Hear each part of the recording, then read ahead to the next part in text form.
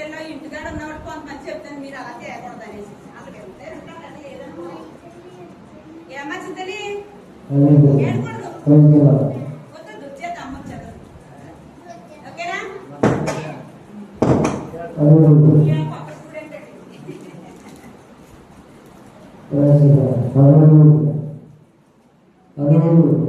వినపడ్డదని చెప్పి తప్పలు ఎప్పుడు తినాలి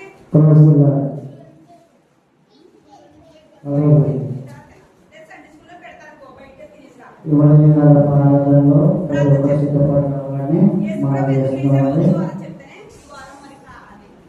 ప్రార్థన చేసుకుంటామండి.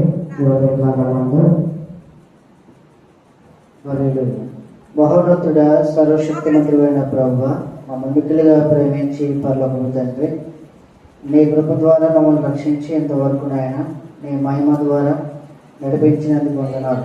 ఈ ఉదయకాలపు ప్రభు నాయన సండే స్కూల్ విద్యార్థి జ్ఞాపకం చేసుకోండి, టీచర్ జ్ఞాపకం చేసుకోండి, కృపతో బలపరచండి, సహాయం చేయండి. సంపూర్ణ శక్తిని బలాన్ని ఇమ్మని ప్రార్థన చేస్తున్నాం. పాటలు పాడేవారిని ప్రభు రావడానికి కృపను గ్రహించండి.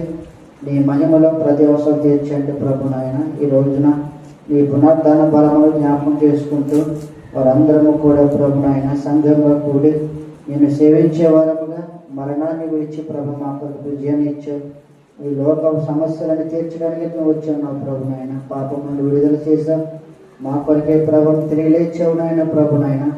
అందరూ కూడా జ్ఞాపకం చేసుకుని ఈ రోజున ప్రభు నీ నామాన్ని బట్టి ప్రతి ఒక్కరు కూడా ఆరాధించే వారముగా, పాటలు పాడే వారముగా, నేను మహింపరిచే వారముగా కృప చూపించి సహాయం చేయండి. రాబోతున్న ప్రతి ఒక్కరిని కూడా నీ మహిమకరంగా జరిగించి ప్రభు నాయన నీవే చిత్తానుసారం నడిపించి ఈరోజు జరుగుతున్న ప్రణాళిక నుండి చివరి వరకు కార్యక్రమం తోడుగా ఉండండి.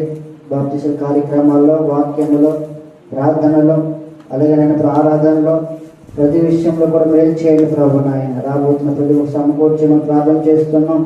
ఒకరు బలహీనలు ఉన్నారు, రోగులుగా ఉన్నారు, బాగు చేయండి, స్థిరపరచండి. ఈరోజు రాబోతున్న ప్రతి ఒక్కరిని కూడా సన్నిధిలో చేర్చి కుటుంబాలకు ఆరాధించడానికి కృప చూపించి సహాయం చేయమని యేసయ్య నామమున పెడుతున్నాం తండ్రి, ఆమేన్.